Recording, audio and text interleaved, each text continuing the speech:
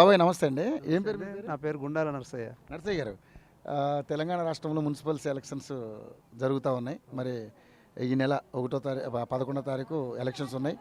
అదేవిధంగా 13వ తారీఖు మన ఈ లెక్కింపు ఉంది, అలాగే రిజల్ట్ కూడా ఉంది.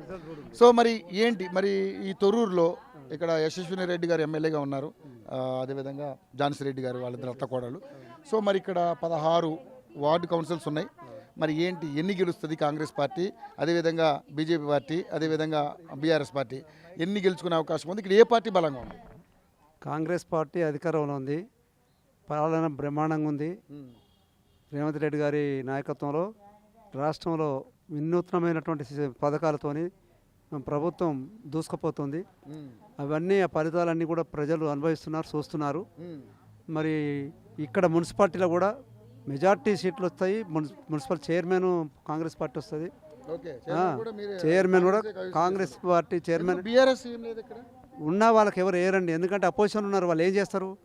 అధికార పార్టీ ఉన్నాగా, అధికార పార్టీకి అధికారం వస్తే ఇంకా ఎన్నో పనులు చేస్తారు, ఎంతో అభివృద్ధి జరుగుతుంది. ప్రతిపక్ష పార్టీలో ఉండి మేము చేస్తామంటే నమ్మేది ఎట్లా జనం కదా? ప్రతిపక్ష పార్టీ మేము చేస్తామంటే వాళ్ళు నమ్మేది ఎట్లా? ప్రతిపక్ష పార్టీ మేము చేస్తామంటే నమ్ముతాం, ప్రజలు ఎట్లా నమ్ముతారు? వాళ్ళ దగ్గర అధికారం లేదు, ఆ ఫండ్స్ లేవు, ఏది లేదు. అధికార పార్టీ ఉంది కాబట్టి, ఇప్పుడు కాంగ్రెస్ గవర్నమెంట్ అధికారంలో ఉంది కాబట్టి, మంచి ముఖ్యమంత్రి ఉంటారు, మంచి పాలన జరుగుతుంది కాబట్టి ప్రజలకు అందరికీ కాంగ్రెస్ గవర్నమెంట్ మీదనే నమ్మకం ఉంటుంది.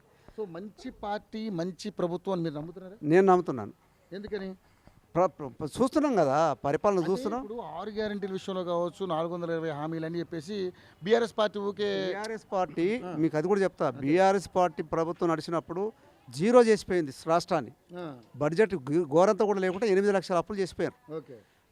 ఈ స్థితిలో కూడా రేవంత్ రెడ్డి గారు ఆయన చాకచక్యతోనే, ఆయన తెలివితోని అప్పులు కట్టుకుంటేనే అభివృద్ధి పనులు కూడా కొనసాగిస్తున్నాడు.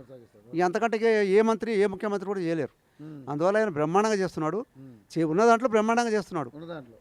అంటే ఇప్పుడు అప్పులకి మిత్తులు కట్టుకుంటా కూడా ప్రజలకు కావాల్సిన ఏర్పాట్లను చేస్తున్నాడు. సంక్షేమ పథకాలు ఏది ఆపుతలేడు, బ్రహ్మాండంగా నడుస్తుంది. కాబట్టి డెఫినెట్గా కాంగ్రెస్ వైపే ప్రజలు ఉంటారు. మరి మిగతా చాలా ఉన్నాయి హామీలు, అవి మరి ఏ హామీలైనా వరుసగా ఈ 5 సంవత్సరాల లోపల అన్ని హామీలు నెరవేరుస్తారు. ఎందుకంటే ఇప్పుడు జరిగింది 2 సంవత్సరాలు, ఇంకా 3 సంవత్సరాల కాలం ఉంది. బడ్జెట్స్ ఏ ఇయర్కి ఆ ఇయర్ పెరుగుతూ ఉంటాయి. ఆ వేరే దేశాలలో కూడా ఫండ్స్ తెచ్చే ప్రయత్నం చేస్తున్నారు. ఈ ఫండ్స్ ఆ ఫండ్స్ కలిపి బ్రహ్మాండమైన పాలన జరుగుతుంది. 5 ఏళ్లలో అన్ని హామీలు నెరవేరుస్తారు. కానీ ఇప్పుడు ఉన్నటువంటి సిచ్యువేషన్లో ఇక్కడ ఎవరు బలంగా ఉన్నారని మీరు అనుకుంటున్నారు? అంటే మామూలుగా ఇక్కడ బీఆర్ఎస్, కాంగ్రెస్ బలంగా ఉందని మీరు అంటున్నారు, కానీ మరి బీఆర్ఎస్ వాళ్ళు కూడా అదే విధంగా చేస్తారు. అది ఎవరి పని వాళ్ళు చేస్తారండి. కాంగ్రెస్ చేస్తుంది, బీజేపీ చేస్తుంది, టీఆర్ఎస్ చేస్తారు. అన్ని పార్టీలు ఎవరి పరిధిలో వాళ్ళు చేస్తారు. కానీ ప్రజలకు ఎవరు కావాలి? పని చేసేటోడు కావాలి. పని చేసేటోళ్ళు ఎవరు చేస్తారు? ప్రభుత్వం ఉన్నోళ్ళు మాత్రమే చేయగలుగుతారు, అంతే కదండి. ప్రతిపక్షంలో ఉన్నాడు ఎక్కడి నుంచి చేస్తాడు? ఆయన హామీలు ఇస్తారు కావచ్చు, నడిచేది ఎట్లా? మన సర్పంచులు కూడా ఎక్కువ వచ్చినాయి. మెజార్టీ కాంగ్రెస్ సర్పంచులు వచ్చారు. ఇప్పుడు మెజార్టీ సీట్లు వస్తాయి కాంగ్రెస్. మన మున్సిపాలిటీలో కాంగ్రెస్కు అధికమైన సీట్లు వస్తాయి, మెజార్టీ సీట్లు వస్తాయి. చైర్మన్ కూడా కాంగ్రెస్ చైర్మన్ అవుతాడు. ఇక్కడ మెజార్టీ కౌన్సిల్స్ కూడా కాంగ్రెస్కి వస్తాయి. 16 కదా, 16లో మాకు దాదాపు 13, 14 కౌన్సిల్స్ వస్తాయి మా అంచనా ప్రకారంగా. అందువల్ల డెఫినెట్ అంటే రెస్పాన్స్ బాగానే ఉంది, బ్రహ్మాండంగా ఉన్నది. అంటే ఇప్పుడు రైతు రుణమాఫీ జరిగినట్టే ఇక్కడ అందరికీ. రుణమాఫీ జరిగింది కదా, రుణమాఫీ అయిపోయింది. కాకుండా రైతు బంధు కొంచెం లేట్ అయింది. రైతు బంధు కూడా తొందరనే ఈ ఎలక్షన్ తర్వాత మనకు బోనస్ వస్తుంది. బోనస్ ఇచ్చిండ్రు ఆల్రెడీ. బోనస్ మన రైతులకు ప్యాడ్తో పాటు బోనస్ వచ్చేసింది.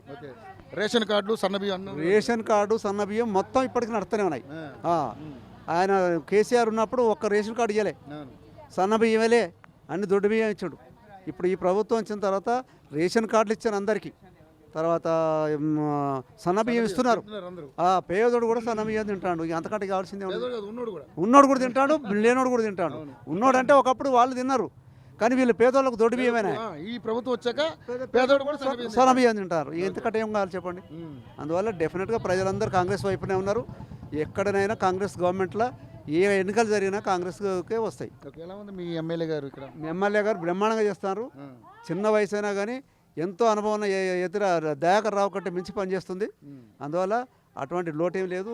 ఆమె చిన్న వయసు అయినా సరే సీఎం దగ్గర పోయి కూర్చొని కోట్లాది రూపాయలు ఫండ్స్ తీసుకొచ్చి ఈ మన కాన్స్టిట్యున్సీ బ్రహ్మాండంగా అభివృద్ధి చేస్తారు. పొంగులేటి శ్రీనివాసరెడ్డి గారు వచ్చారు ఇక్కడికి. మీ ఊరిని దత్త తీసుకుంటా అని చెప్పింది ఆయన. అవునా? మీకు తెలుసా ఆ విషయం? నాకు తెలుసు, నామంది చెప్పిండు కదా. ఆ, అందువల్ల ఆ, ఆయన ఒక ముఖ్యమైన క్యాబినెట్ హోదా, ఓకే. ఇది పొంగులేటి గారిది. ఉమ్. ఆయన తలుచుకుంటే ఏమైనా జగలు ఇక్కడ ఈ కాన్స్టిట్యున్సీని బంగారు సీమ చేస్తాడు. దగ్గరే. బంగారు సీమ చేస్తాడు ఈ కాన్స్టిట్యున్సీని. ఎందుకంటే ఈ కాన్స్టిట్యున్సీ మీద ఆయనకు ప్రేమ ఎక్కువ ఉంది, మక్కువ ఎక్కువ ఉంది. ఈ అమ్మాయి బాగా కష్టపడి చేస్తాను, చిన్న వయసులో ఎమ్మెల్యే అయింది, ఉమ్. ఈమెకు తప్పకుండా సపోర్ట్ చేయాలి, ఇక్కడ ప్రజలను ఆదుకోవాలనే భావన పొంగులేట్టుకున్నది. ఓకే. దానివల్ల ఖచ్చితంగా ఆయన సమక్షంలో కావాల్సిన ఫండ్స్ వస్తాయి. ఓకే. ఈ కాన్స్టిట్యున్సీ విపరీతంగా డెవలప్ అవ్వడానికి అవకాశాలు ఉన్నాయి. థ్యాంక్ యూ బాబాయ్, థ్యాంక్ యూ సో మచ్.